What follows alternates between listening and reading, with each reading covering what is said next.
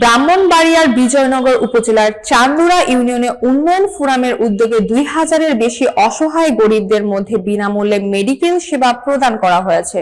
শনিবার সকাল থেকে সন্ধ্যা পর্যন্ত দাউদপুর সরকারি উচ্চ বিদ্যালয় মাঠে অনুষ্ঠিত এই ক্যাম্পে অংশ নিয়েছেন এলাকার গণ্যমান্য ব্যক্তিবর্গ।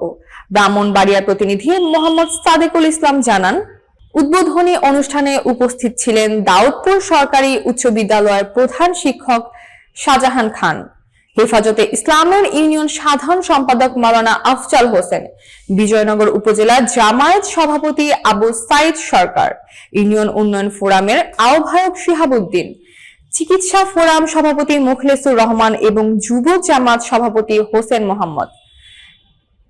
ক্যাম্পে চান্দুরা ও আশপাশের ইউনিয়নের ২০০০-এরও বেশি রোগী ২৩ জন বিশেষজ্ঞ চিকিৎসকের কাছ থেকে মেডিসিন, সার্জারি, অর্থোপেডিক, ডায়াবেটিস, মা ও শিশু, গাইনি ও প্রসূতি, যৌন ও চর্ম, ডেন্টাল এবং চক্ষু চিকিৎসা সহ বিনামূল্যে সেবা পেয়েছেন।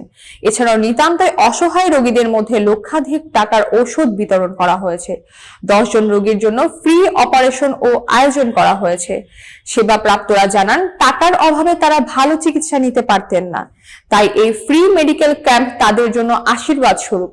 আয়োজক শিহাবুদ্দিন বলেন, আমাদের জনগণের সেবাই সার্থকতা, জনগণের সেবাতে আত্মতৃপ্তি লুকিয়ে আছে। আমরা এই চান্দুরা উন্নয়ন ফোরামের উদ্যোগে যে প্রোগ্রামটা হচ্ছে, এখানে আমাদের টার্গেট ২০০০ রোগীর সেবা এখানে পাবে। ওষুধপত্র আমরা যারা দরিদ্র আছে তাদের মধ্যে ওষুধের ব্যবস্থাও রাখা হয়েছে।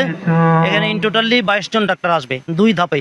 প্রথম ধাপে সিলেট থেকে এবং হবিগঞ্জ থেকে ১২ জন ডাক্তার আসছে, আর ব্রাহ্মণবাড়িয়া থেকে দুপুর ২টার সময় ওনারা আসবে হইলো আরো ১২ জন। টোটালি ২৪ জন ডাক্তার আজকে সেবা দিবেন। এলাকার সকল প্রকারের রোগের চিকিৎসার ব্যবস্থাও আমরা এখানে করেছি। চিকিৎসা গ্রহণ করবে, এদের মধ্যে যারা দরিদ্র আছে তাদেরকে আমরা অবশ্যই ওষুধের ব্যবস্থা করেছি, এবং এই ওষুধের ব্যবস্থাগুলো করেছে আমাদের কিছু প্রবাসী ভাইয়েরা আছে, এবং আমরা নিজস্ব উদ্যোগে ওষুধের ব্যবস্থাগুলো করেছি। এখানে সরকারি কোনো অনুদান নেই। আইসি চিকিৎসার জন্য না হাতে পা জোড়া জোড়া ব্যথা করে, ব্যথার ওষুধের লেগে আসছে আর কি, ডাক্তার দেখাম না গিয়ে আর কি।